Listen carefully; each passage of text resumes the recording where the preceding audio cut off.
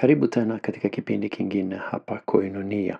Na leo ndo tunaanza mafundisho juu ya uchumi wa kibiblia na tutaanza kuangalia jinsi Mungu alivyo na tutafanya hivi kwa vipindi kadhaa, lakini hiki ni kipindi cha kwanza. Mungu ni tajiri. Hiyo ni swali au ni hoja? Tutaangalia, nimeweka kama swali lakini pia ninahoji hivi kwamba Mungu ni tajiri. Kwa sababu tunapofuatilia jinsi Mungu alivyo, mahali anakokaa, mahali anayomiliki na fahari inayomzunguka, tunaona kwamba inaonekana kwamba yeye ni tajiri kweli kweli. Tutaanza kusoma Ufunuo, kitabu cha Ufunuo wa Yohana, sura ya 21 na mstari wa 18 hadi 21 inasema, na majenzi ya ule ukuta wake yalikuwa ya yaspi, na mji ule ulikuwa wa dhahabu safi, mfano wa kioo safi. Na msingi ya ukuta wa mji ilikuwa imepambwa kwa vitu vya thamani vya kila namna. Msingi wa kwanza ulikuwa yaspi, wa pili yakuti, samawi, wa tatu kalkedoni, wa nne zumaridi, wa tano sardokini, wa sita akiki, wa saba krisolitho, wa nane zabarajadi, wa kenda yakuti ya manjano, wa 10 krisopraso, wa 11 halkintho, wa 12 amethisto. Na ile milango 12 ni lulu 12. Kila mlango ni lulu moja. Na nje ya mji ni dhahabu safi, kioo king'aavu. Ukianza kusikia jinsi mji wa Mungu ulivyopambwa na ulivyowekwa, ni kama picha ambayo hata kuielewa ni vigumu kuielewa, kwa sababu ni fahari na ni uzuri ambayo ya tunaisoma katika Biblia, lakini unapoanza kusoma juu ya mitaa ambayo yamewekwa lami yake ni dhahabu. Unapoambiwa kwamba mlango mmoja ni lulu. Lulu tunaifahamu kama kitu ndogo kama njegere. Hiyo ni lulu. Tunaona mara nyingi watu wanatengeneza mapambo kama ile unaweka heleni, unaita lile unaweka kwenye sikio na unakuta kuna lulu pale. Mara nyingi saizi ya njegere kama ni kubwa.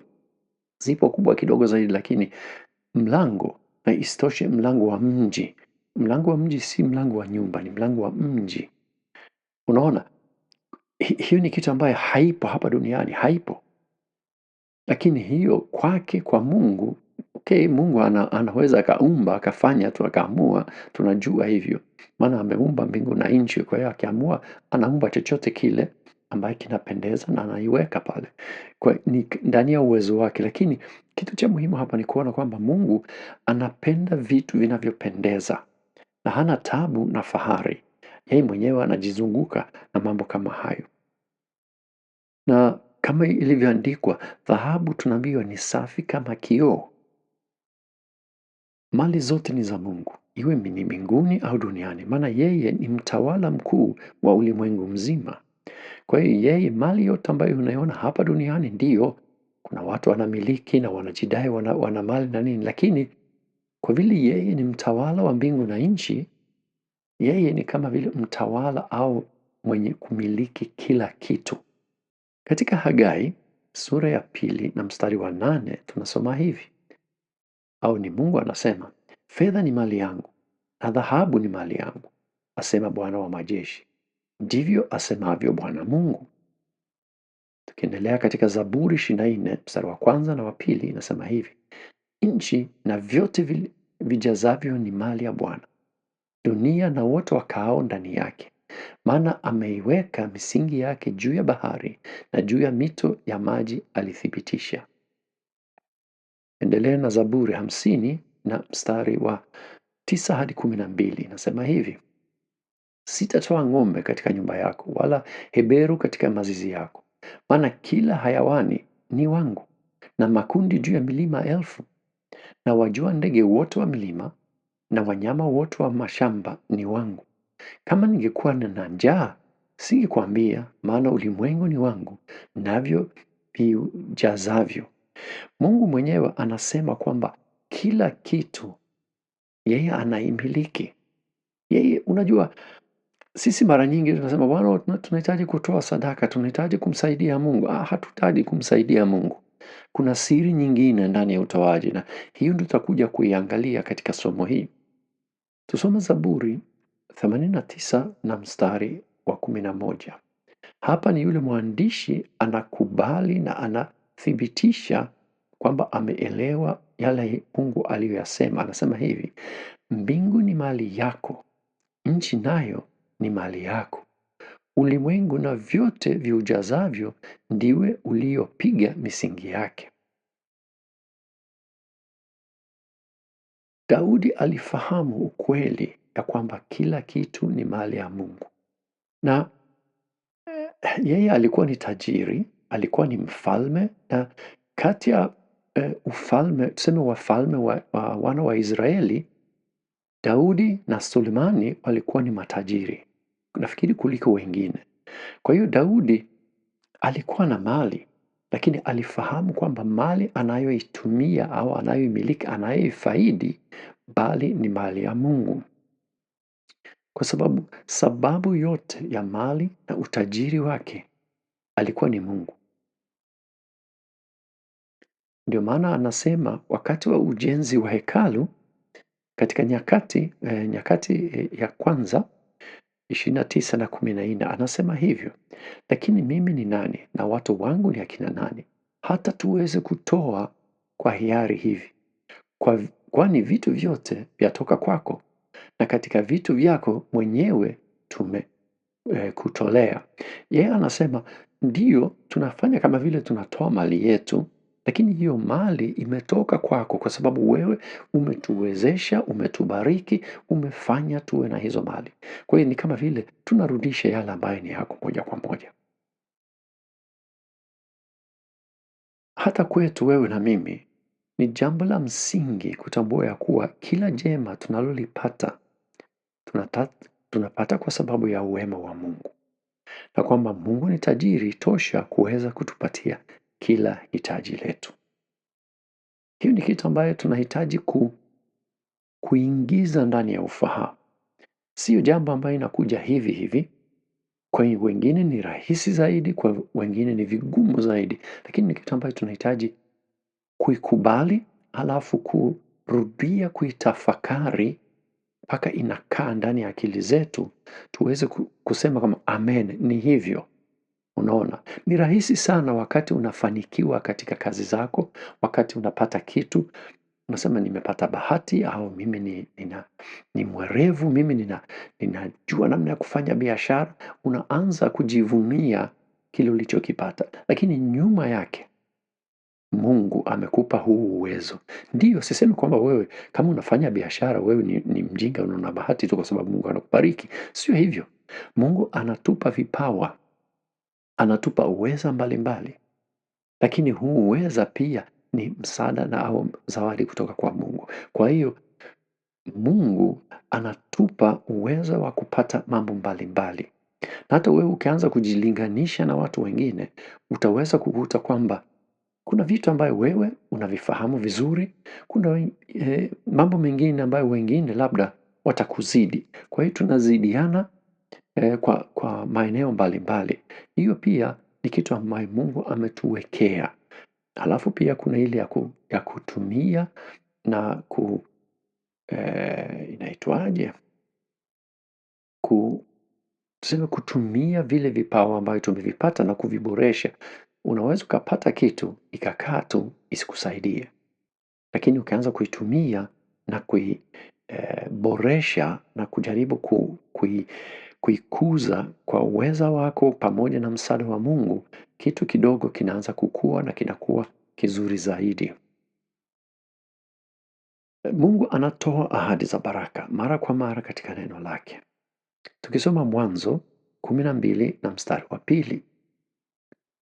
Nami nitakufanya wewe kuwa taifa kubwa na kukubariki na kulikuza jina lako nawe uwe baraka. Hiyo ni kitu ambayo Mungu anamwambia Abrahamu. Tunaposoma Biblia, tunapata mifano mengi ya baraka anazotoa Mungu kwa watu. Wengi wanatajirika kwa uwema wake. Mifano michache ni Yakobo, Ibrahimu, Daudi, Sulemani. Lakini wapo wengi sana katika Biblia ambao tunaona kwamba wanapata baraka, hata baraka za mali na utajiri. Na katika somo hili tunaongea sana juu ya mali, fedha, tuseme uchumi. Kwa hiyo kuna baraka zingine, kuna baraka kama za afya, kuna baraka za kupata mke, kama wewe ni mwanaume, au kupata tuseme mtu wa kuishi naye maisha yako. Katika ndoa kuna baraka ya watoto, kuna baraka tu ile ya kula, kuna baraka za amani, kuna mambo mengi. Lakini hapa sasa hivi ninapoongea juu ya katika somo hili tunaangalia uchumi zaidi. Lakini hayo yote pia yanatumika katika maeneo yote ya maisha. Ingawa katika kozi hii tuna focus na tunaongea, kwa hiyo lugha inakuwa ni kama vile ya uchumi zaidi. Tukisoma Mhubiri sura ya 5 mstari wa 19 hadi 20. Tena kwa habari za kila mwanadamu ambaye Mungu amempa mali na ukwasi, akamwezesha kula katika hizo na kuipokea sehemu yake na kuifurahia mali yake. Hivyo ndivyo karama ya Mungu. Kwa kuwa mtu hatazikumbuka mno siku za maisha yake, kwa sababu Mungu mtakabali katika furaha ya moyo wake. Katika sehemu nyingi ndani ya Biblia tunakuta ile connection, ule uhusiano kati ya baraka za Mungu na tuseme kukaa katika amani, kukaa katika kuridhika, kukaa katika hali nzuri kwa mwanadamu. Kwa hiyo ipo na Biblia inaizingatia sana, inajaribu kutufundisha kwamba ni hivyo. Mungu anavyo, yani mali na vitu, kila kitu anayo, na anapenda kutugawia kutoka hazina yake isiyo na mwisho. Tukimwamini Mungu, tukiamini kwamba yupo, na tukiamini Biblia kama neno lako, hapa tunastahili kuamini kwamba, na nimetaja mambo matatu hapa, Mungu ni tajiri ajabu. Hiyo tunahitaji kuamini na kufahamu. Mungu ni mwema na anapenda kutubariki kwa kila hali. Hiyo ni kusudi ya Mungu. Mungu anapenda kufanya hivyo. Kila mali tunayopewa ina chemchemi yake katika Mungu na uwema wake kwetu. Hayo ni mambo matatu muhimu sana kukumbuka na kuyaweka katika ufahamu wetu, kuitafakari na kuendelea kuicheua tuseme katika mawazo yetu. Tatizo, wakati tunasoma juu ya wema wa Mungu, kwamba anataka kutubariki, kwamba ana mali yote na ana uwezo wa kutubariki kiasi kwamba tusipate shida.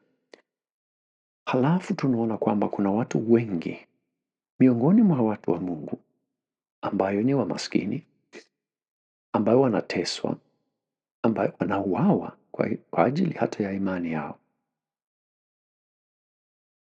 Na wanaishi mara nyingi katika hali ngumu na mbaya sana.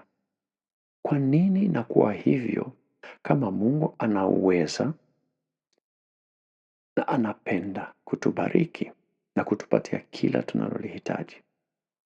Hiyo ni swali ngumu sana, na wanatheolojia wamekuwa wakijaribu kutoa jibu kwa miaka mingi sana.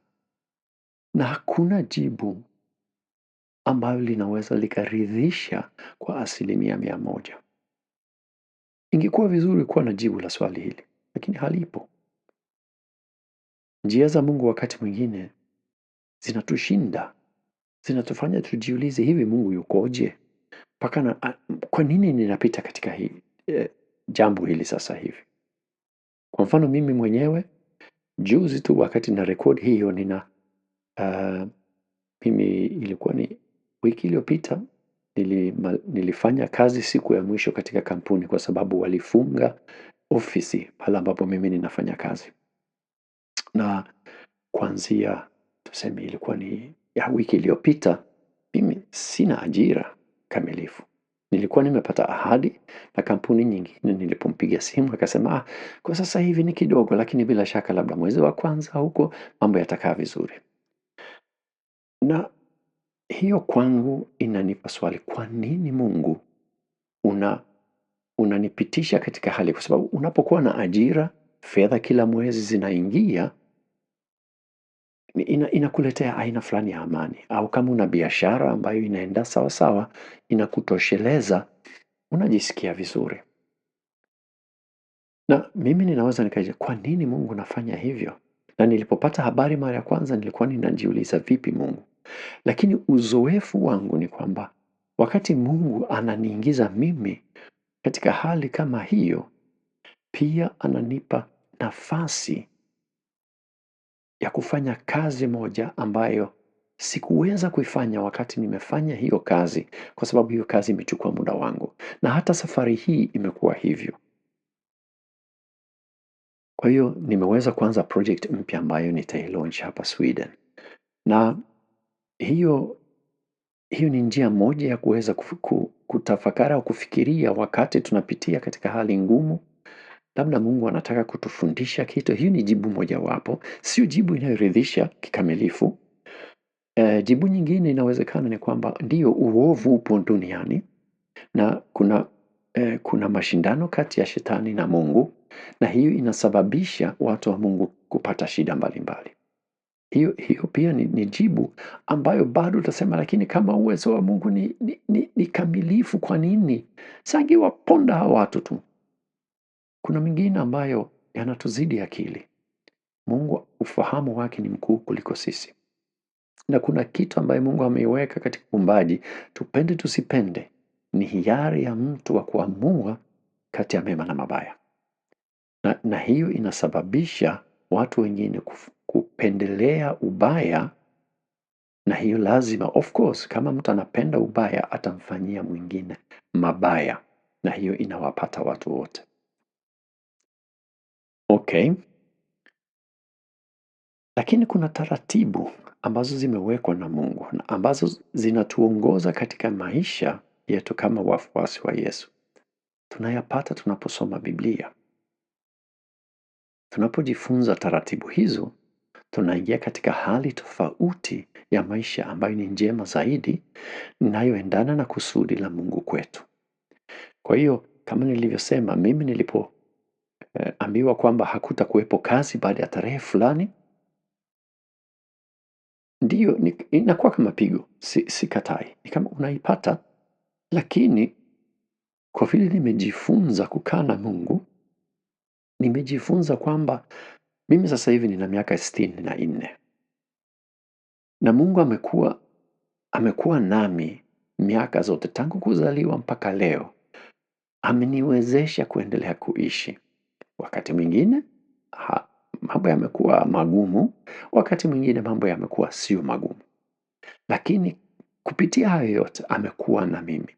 Kwa hiyo nilipopata hiyo habari, pamoja na kwamba kusema nilikuwa nimependa kazi, nilikuwa nimependa kuwa na mshahara kila mwezi, ambayo ilinisukuma, niliweza kuweka fedha kidogo, niliweza kutazamia labda kujipatia kitu ambayo nimekuwa nikifikiria kwa muda mrefu. Na sasa sijui, anyway, hata hivyo nilijua kwamba hata katika hili ninajua Mungu ana mpango na Mungu ataendelea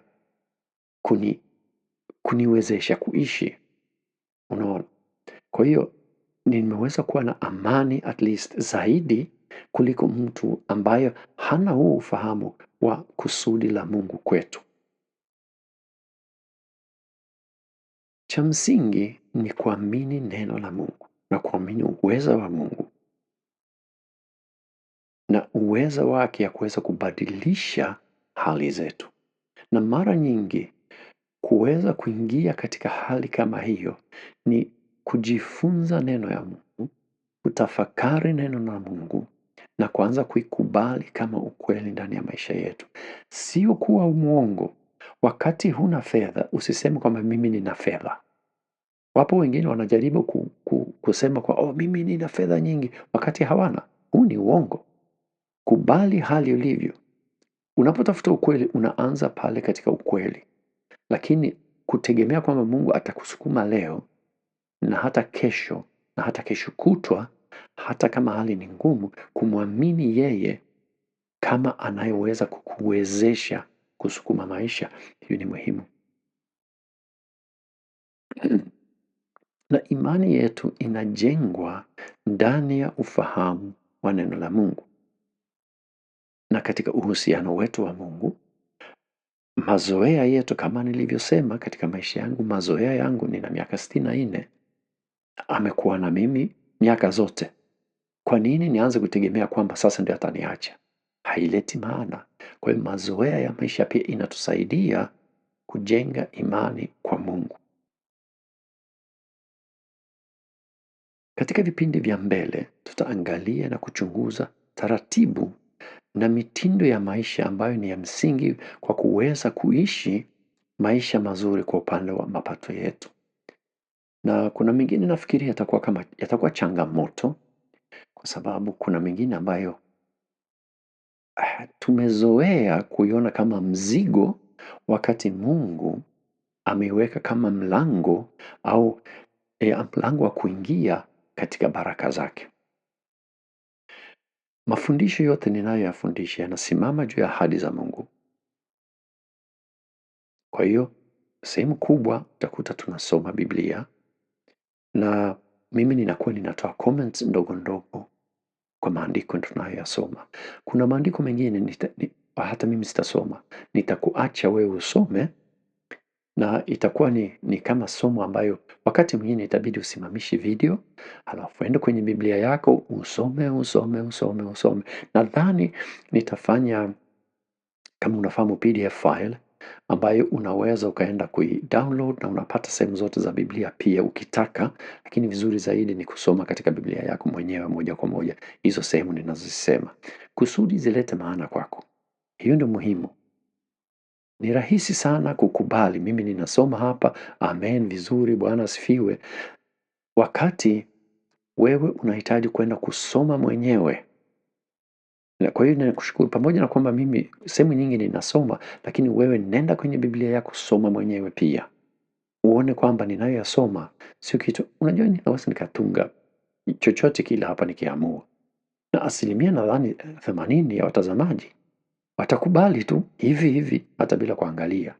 Usiwe mmoja wao. Uwe mmoja wao ambaye wanakwenda kabisa katika Biblia na kusoma na kuhakikisha kwamba reference yangu na ninayoyasoma yako sahihi. Maana hapo ndio unajenga imani.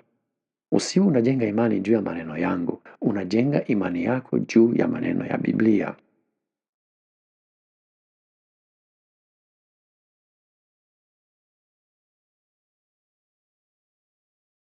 Kuna mengine ambayo nitakuwa nikiyaongea yatahitaji bidii na kazi kwako na imani na maamuzi magumu wakati mwingine.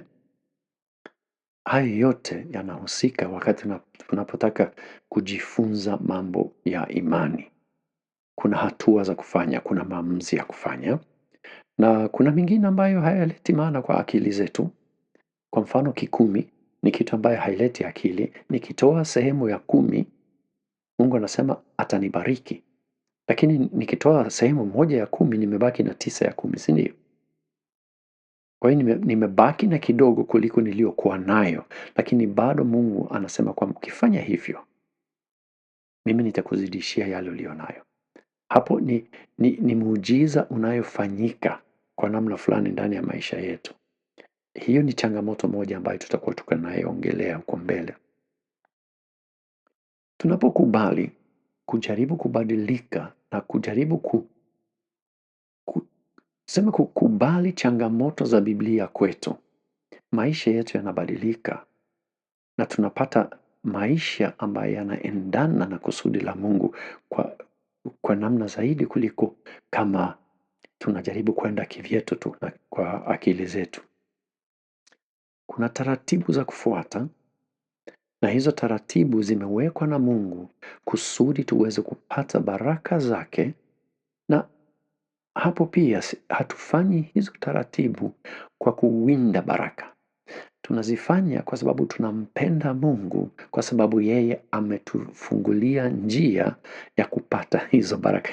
Hiyo ni kitu ambayo jamani, unahitaji kukaa na kuitafakari sana. Kwa sababu kama unafanya ukitoa kwa ajili ya kupata, moyo wako hauko pale ambapo unatakiwa kuwa.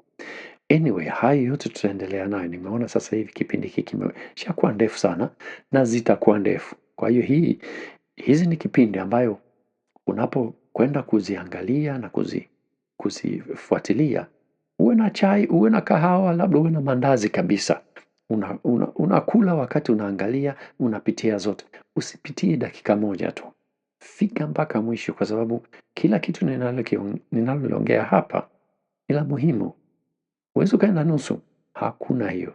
Kwa hiyo kama umefika mpaka mwisho, Mungu akubariki na tutaendelea kuonana katika vipindi hivi vya Uchumi vya Biblia. Asanteni.